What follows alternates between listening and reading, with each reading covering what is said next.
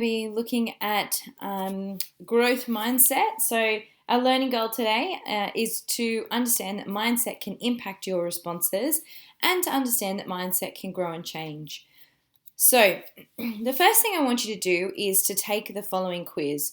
So you'll need to draw 3 columns in your workbook and place a tick next to each column when you agree with the statement. So draw 3 columns like there are here, 1, 2, 3, and then write the numbers 1 to 10 and tick where you find yourself, and then you can add up the numbers of each answer in each column and complete the quiz. So you might like to pause the video now and then give yourself some time to do that quiz to assess your mindset.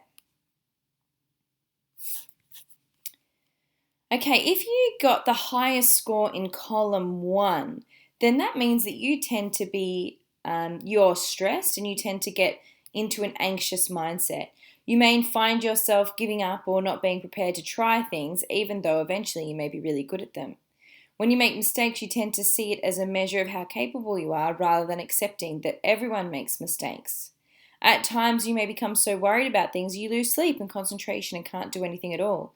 You can think about things so much that it gets in the way of actually doing things. You can also give up too quickly when things seem difficult. However, if your highest score was in column 2, then you tend to have a resilient mindset.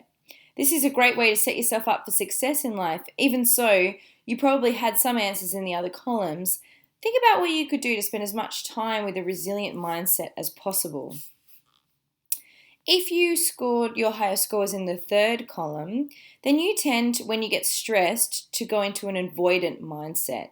So that just means that you might find yourself complaining about this, feeling uninterested, bored, unmotivated, and blame someone or something else for how you feel. At times, you may get into trouble for chatting and distracting others. This is a common and normal reaction to feeling stressed. However, it's not helping you.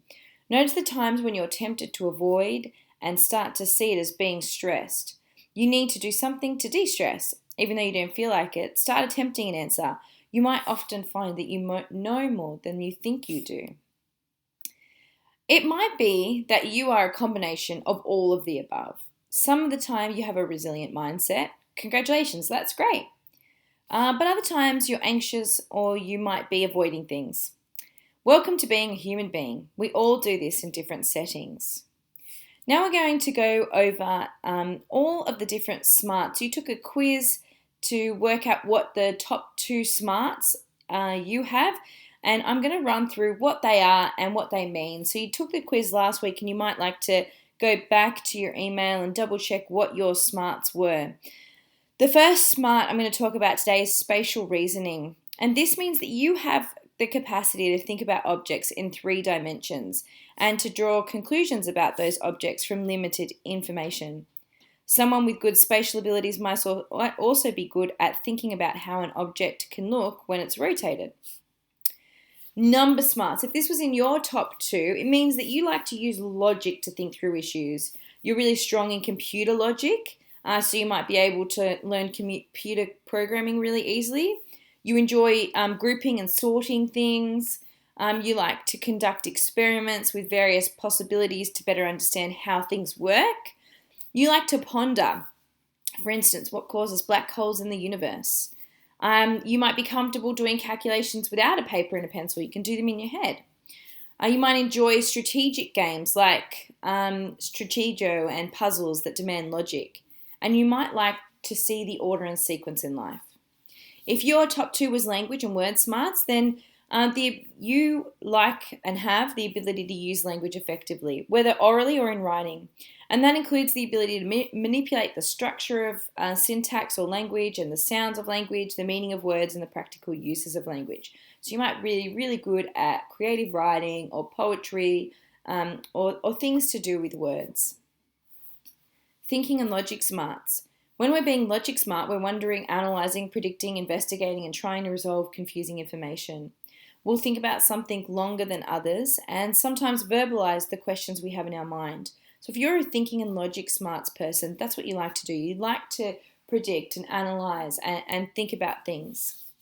If your top 2 was perceptual motor coordination smarts, it means that you're really good at hand-eye coordination, body-eye coordination, auditory language skills, postural adjustment, and visual auditory skills. So, activities that might include things that involve perceptual motor skills include gross motor activities like throwing, catching, kicking, jumping, swinging, fine motor activities like cutting, lacing, hammering, buttoning, pouring, and body awareness activities like naming, pointing, identifying, moving, and performing tasks.